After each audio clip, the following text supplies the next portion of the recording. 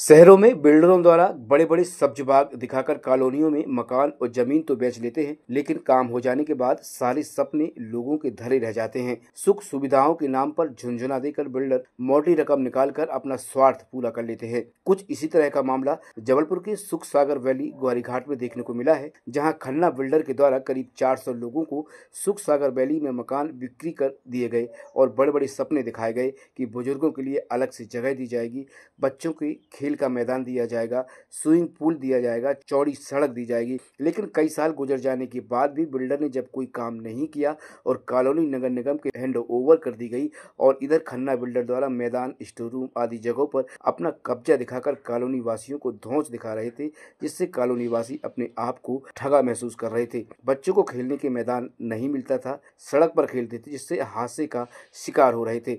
बुजुर्गों के ठहरने के लिए जगह नहीं थी, जिसे लेकर कॉलोनी वासियों ने 3-4 साल के अथक प्रयास से नगर निगम आयुक्त के द्वारा नगर निगम अधिग्रहण दस्ता भेजकर अधिग्रहण की कार्यवाही की गई और जल्द ही बिल्डर पर कार्यवाही नगर निगम द्वारा की जाएगी। ये जो हमारी लड़ाई है विगत 11 से 12 साल से चल रही थी। बिल्डर ने R1 एरिया जो रिक्रिएशनल फैसिलिटी, जहाँ पर हम लोगों से पैसे लिए गए, स्विमिंग पूल, मेडिटेशन सेंटर, बच्चों का प्ले एरिया, बुजुर्गों के लिए सिटिंग एरिया, इसका सबसे बिल्डर ने पैसे लिए। इसमें हमें पंपलेट भी दी और ब्रोशर भी दिए कि भाई हम ये चीज़ बना रहे हैं, हम दिखा रहे हैं। सब ने ब्रोशर और उनका लाखों रुपए के विज्ञान, वो सब हम लोगों ने देख कर के उनकी बात को सच समझा कि भैया बहुत अच्छे बिल्डर हैं और हम लोगों ने अपने पैसे इन्वेस्ट किए और एक अच्छा घर लेने के संबंध में हम लोगों ने यहाँ पर इन्वेस्ट किया।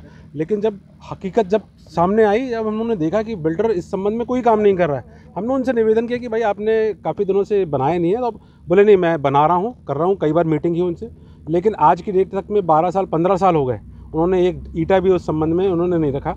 आखिरकार फिर उन्होंने ये ऐलान कर दिया कि ये गार्डन भी मेरे, रोड भी मेरी है और ये R1 एरिया भी मेरा है।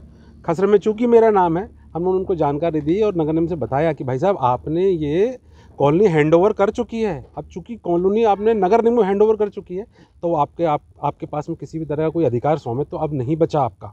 अब ये तो बच्चों को खेलने के लिए है। चूँकि आपने लाखों करोड़ों रुपए हमसे ले लिए, आपने बनाया नहीं, आपने बनाया और आपने ताला डाल कर रखे हैं। हमने नगर निगम से, प्रशासन से बहुत बार निवेदन किया।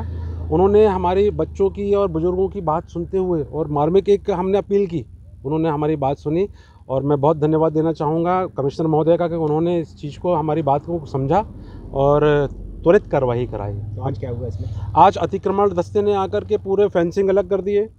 हमारा जो सोसाइटी का ऑफिस था जिसमें उन्होंने बिल्डर ने कब्जा कर रखा था, वहाँ पर है ना, वो उसका ताला तोड़वाया उन्होंने और अपना ताला लगा दिया। और नगर निगम ने, सागर बोरकर जी ने वो चाबी अपने पास में रखी है कि भाई इस संबंध में आगे अग्रिम अधिकारियों के दिशा निर्देश के पश्चात में हम समिति को, सचिव महोदय को या अध्यक्ष को हम इस सौंपेंगे।